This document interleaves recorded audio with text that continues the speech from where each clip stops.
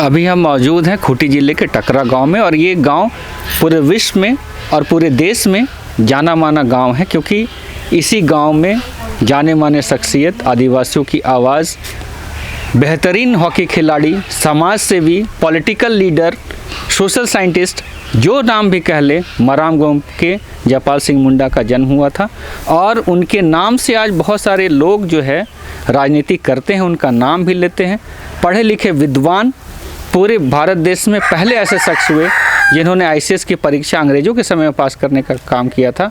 और जब सुभाष चंद्र बोस कांग्रेस के अधिवेशन का नेतृत्व कर रहे थे, उस समय भी जो है जयपाल सिंह मुंडा ने एक अलग आदिवासियों के लिए राज्य की परिकल्पना की थी, वहाँ पर बात को रखने का काम किया था। और उनका मकसद यही था कि आदिवासी लोग का जो अधिकार है वो मिले, और यही वो घर है। आप देख सकते हैं, जैसा बताया जा रहा था कि ये घर 2 तल्ला हुआ करता था, इसी तरीके का ढांचा हुआ करती थी, और ये एक धरोहर के रूप में जाना जा सकता है। ये कह सकते हैं कि आज के दिन में अगर बच्चे पढ़ाई करेंगे और मराम गोमके के बारे में जानना चाहेंगे तो इसी जगह पर उनको आना पड़ेगा। आज हम अगर महात्मा गांधी की बात करें, गुजरात की बात करें, पोरबंदर की बात करें, दांडी यात्रा की बात करें, तो सारे जगहों पर पढ़ने के लिए, रिसर्च करने के लिए स्कॉलर या फिर स्टूडेंट वहाँ उस जगह पर जाते हैं और उसका शोध करते हैं और उसके बारे में ज़्यादा से ज़्यादा जानने की कोशिश करते हैं।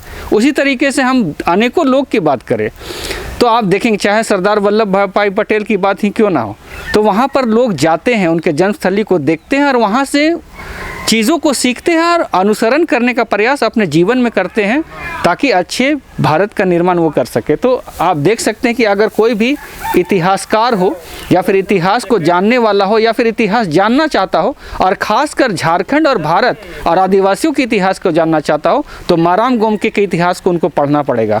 और मराम गोमके जयपाल सिंह मुंडा इसी घर में रहते थे।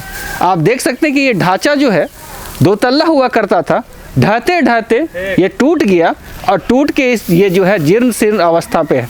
पता नहीं ये कितने दिन तक टिकेगा, और इसका नामो निशान भी कुछ दिन बाद रहेगा या नहीं रहेगा, कोई नहीं जानता।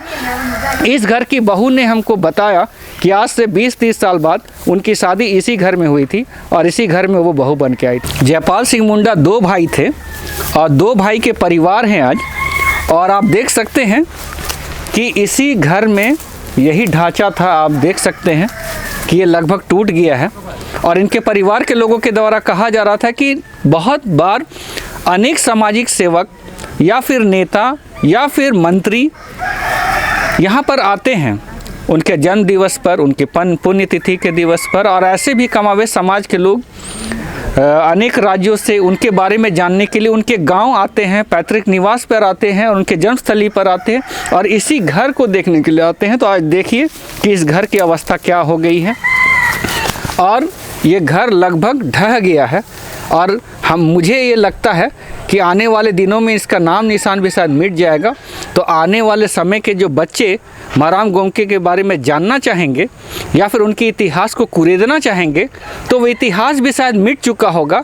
उनका जन्मस्थली का कोई जो है एविडेंस या फिर बोल सकते हैं नामो निशान भी शायद बचेगा या नहीं बचेगा, कोई नहीं जानता। तो ये देखने वाली चीज़ है। भले ही हम तमाम आदिवासी लोग आदिवासी नेताओं का जय जयकार करते हैं, उनका नारा लेते हैं, उनका सम्मान करते हैं, उनको विद्वान कहते हैं, उनके जो भी त्याग है उनको पहचानने का काम करते हैं, लेकिन जो उनकी धरोहर है, जो उनका हेरिटेज है, वो किस अवस्था में है आप देख सकते हैं। तो इसको ध्यान देने की ज़रूरत है कि आगे किस प्रकार हम इनकी आवाज़ को पहुंचाएं। मराम गोमके जो एक शख्सियत थे, जो बहुआयामी प्रतिभा से धनी थे, जिनका नाम आज देश विदेश में लोग लेते हैं, जिनकी प्रतिभा का उल्लेख प्रतिष्ठित पुस्तकों में उल्लेखित है, पत्रिकाओं में उल्लेखित हुआ था, उस शख्सियत का घर यही था।